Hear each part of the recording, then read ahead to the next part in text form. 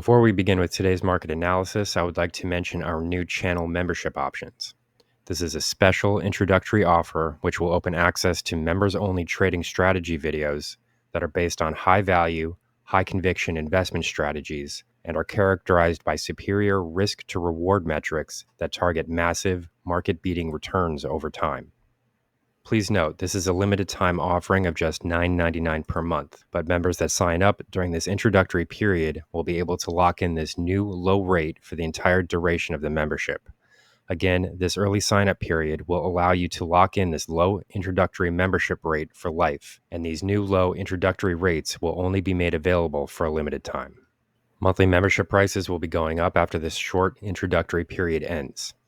With these comprehensive, members-only trading strategies, I only choose high-quality, high-conviction stocks that are easily accessible, with relatively low share price values that are designed for easy trade positioning, and combined long-term trading gains are expected to far outperform the monthly membership rate of just $9.99 per month.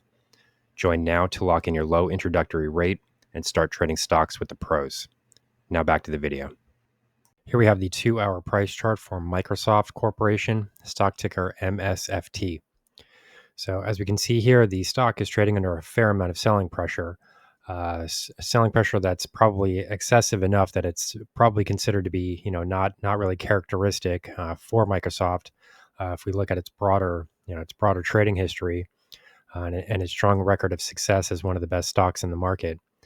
But as we can see here, there has been a fair amount of selling pressure throughout the market today specifically, and really for the last 2 weeks. And this has been focused largely on the technology sector itself. So seeing these declines here, not exactly surprising. I mean, it would probably be a bit more surprising if Microsoft is moving in the other direction, because it's very clear at this point that there's a large amount of money that's moving out of the market and moving out of the technology space in particular. So, as these declines have unfolded here, some fairly significant developments have happened when we're looking at specific price levels, in terms of support and resistance. So currently, there are several points here that we need to make. So first, we can say that these recent declines here really have sent prices below all of the major exponential moving averages. So as we can see here, the share price is trading well below all 4 of these colorful lines here. The yellow line is the 200. The yellow line is the 20-period exponential moving average. The orange line would be the 50-period exponential moving average. Purple would be 100-period EMA, and then the blue line would be the 200-period EMA. So here we can see that.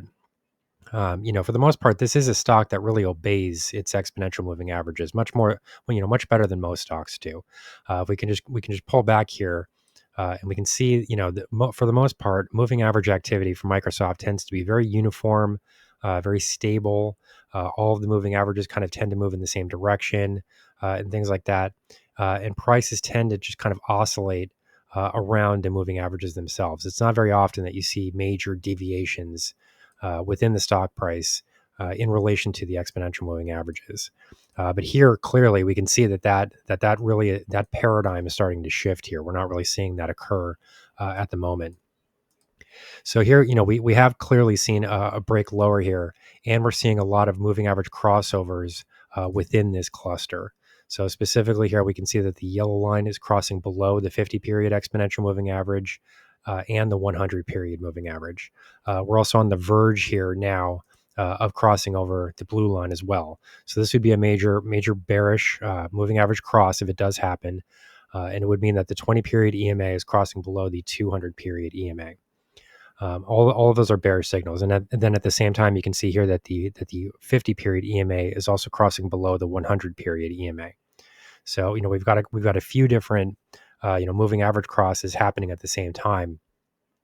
And we've also lost some fairly significant support levels in the process.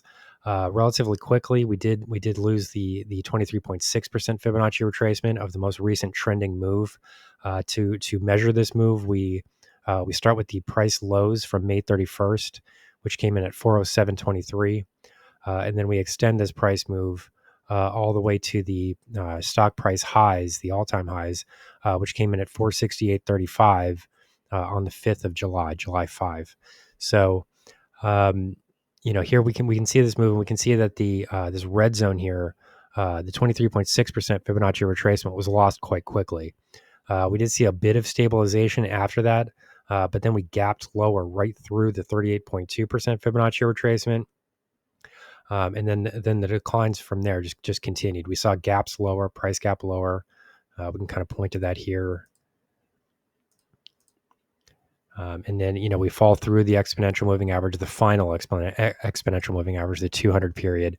And then we see a bit of a retracement here to the top side, but then once again, these moving averages catch prices, and then the stock price falls once again. So currently, what we're dealing with here is a break now through the 61.8% Fibonacci retracement. We can see that here. I can kind of zoom in here and probably draw a bit of a line here, but this line here is the 618 retracement. And as we can see here, prices are definitely falling through this area, and we're even seeing some periodic closes below here too. So this would be a confirmed break lower here, and it would suggest that the final line in the sand here, the only thing that's kind of stopping a full retracement from this prior price movement will be this 78.6% Fibonacci retracement.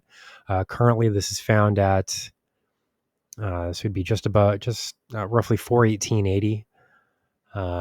So this is really the kind of final line in the sand here, and there's not much to be seen in the way of historical support levels that would kind of strengthen this area. In addition to that, we wouldn't have any moving average support coming in toward the 418.80 area.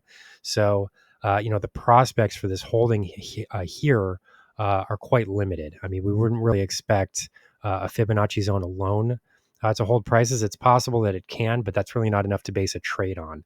So you would really want to see more than one technical indicator kind of aligning in one spot, because that sort of strengthens the validity of a price level, and it turns the percentages more into a trader's favor when positions are taken in those areas.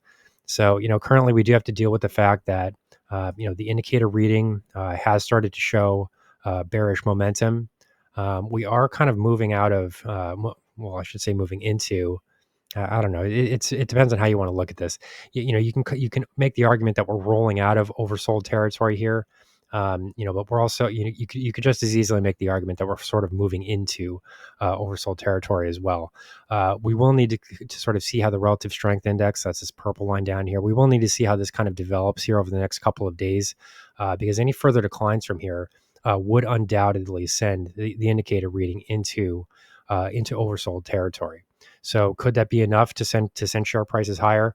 We would really need to see a break of this downtrend line within the indicator reading in order to start making those types of expectations.